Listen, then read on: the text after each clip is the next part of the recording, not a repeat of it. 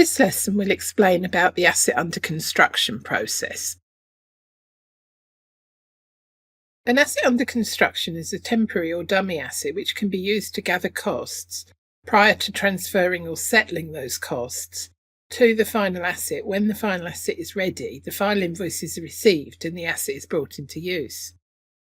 Assets under construction can also be used for the full investment management process, using internal orders and WBS elements to plan and budget for capital expenditure, but this is outside the scope of this training course.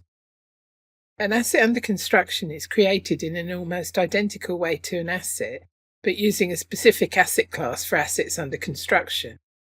The asset under construction class will usually have a default depreciation key that does not allow depreciation, and will probably post outside the normal range of GL accounts for assets, so that it can be accounted for separately in the general ledger. The same processes can be used to post values to the asset under construction, for example purchase requisition, purchase order, valuated and non-valuated goods receipts, and vendor invoices. In each case, the asset under construction number is entered in the same place as you would enter an ordinary asset number. Once you're ready to transfer the asset under construction to the final asset, you need to create distribution rules to tell the system which assets to transfer to and how much to transfer to each asset. The app to do this is define distribution rules, and the GUI transaction is AIAB. The process of transferring the assets is known as settlement in SAP. Once you've entered the company code and asset number, you press execute, and the system collects together all the postings that have been made to the asset under construction. Often there's not a one-to-one relationship, so you may have a number of invoices that are spread amongst a number of final assets, and you do not have to settle all of them at the same time.